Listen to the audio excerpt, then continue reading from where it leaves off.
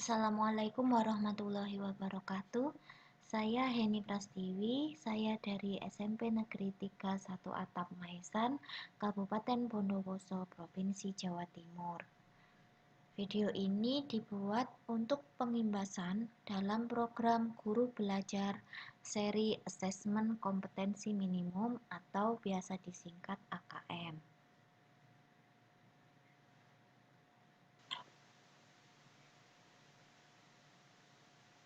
Seperti yang kita tahu, sistem evaluasi berubah dari ujian nasional ke asesmen nasional. Apa tujuan dari asesmen nasional?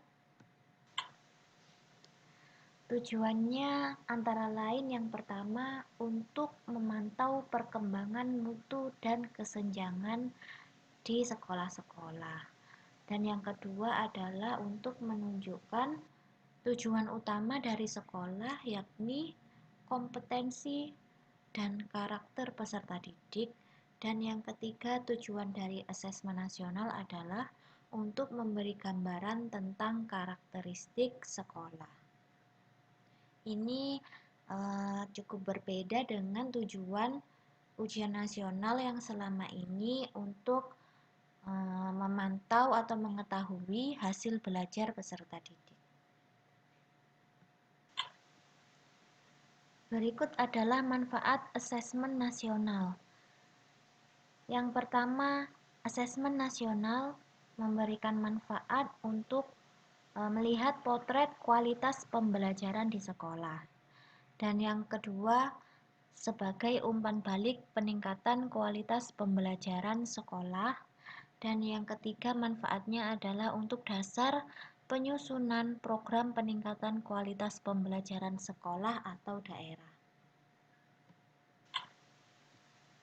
Kemudian apa perbedaan ujian nasional dan asesmen nasional?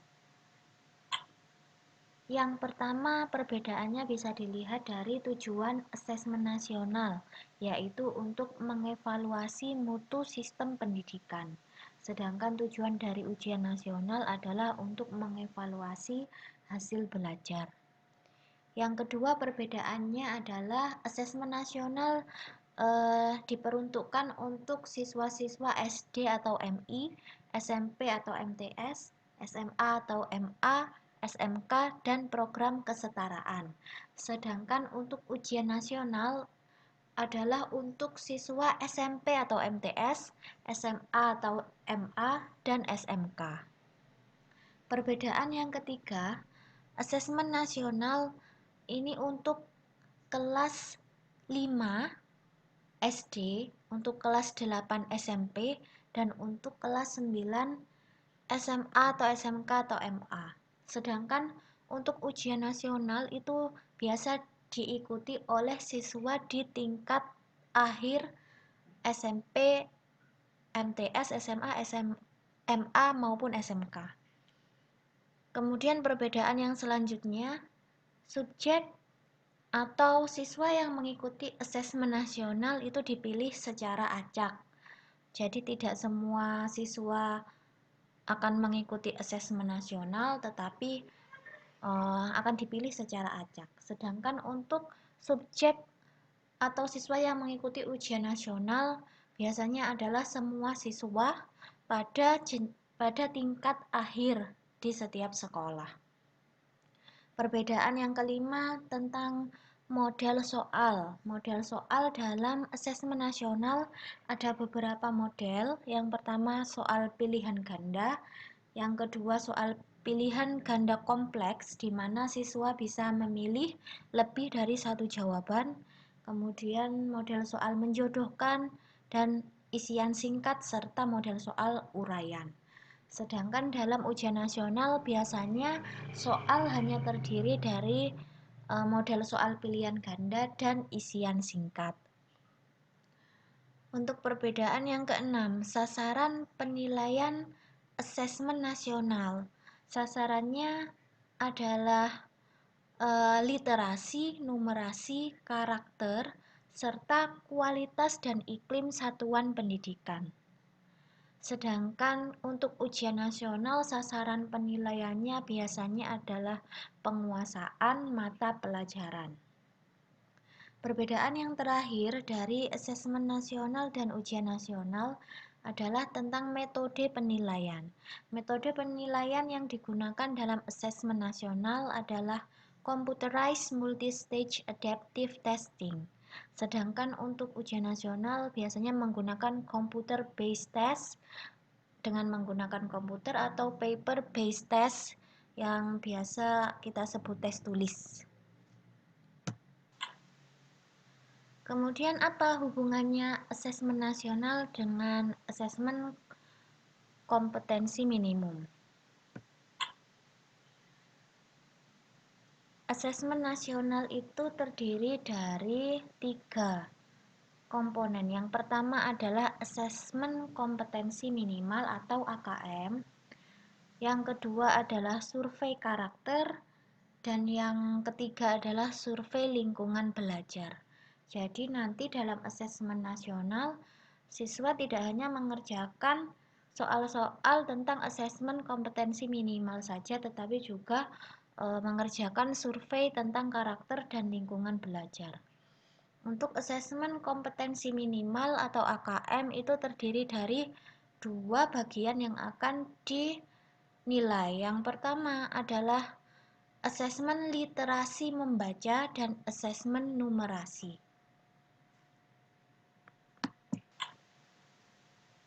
Untuk teknis pelaksanaan asesmen nasional, untuk SD, MI, dan paket A atau ULA, tes literasi dilaksanakan selama 75 menit dan survei karakter 20 menit pada hari pertama.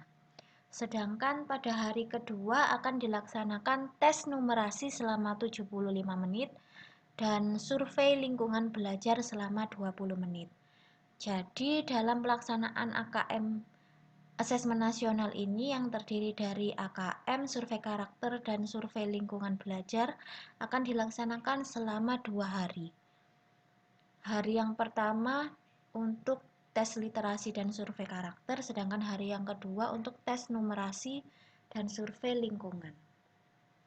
Sedangkan untuk SMP, MTS, dan paket B atau WUSTA, serta untuk SMA, SMK, MA, dan paket C atau ULIA, tes literasi dilaksanakan selama 90 menit dan survei karakter selama 30 menit pada hari pertama, sedangkan pada hari kedua dilaksanakan tes numerasi selama 90 menit dan survei lingkungan belajar selama 30 menit.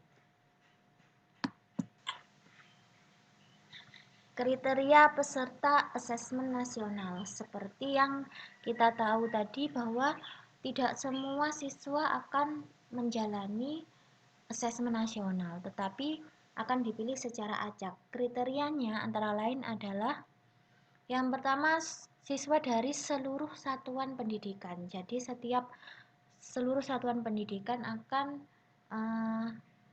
dipilih beberapa siswanya secara acak. Yang kedua, tidak semua murid dalam satuan pendidikan dapat mengikuti, tetapi hanya sampel saja. Yang ketiga, seperti yang saya sebutkan tadi, pemilihan sampel dipilih secara acak. Yang keempat, siswa yang mengikuti asesmen nasional diambil dari kelas 5 SD, kelas 8 SMP, dan kelas 11 SMA. Kemudian yang terakhir, kriteria peserta asesmen nasional adalah setiap peserta mengerjakan tes literasi membaca, tes literasi numerasi, survei karakter, dan survei lingkungan belajar.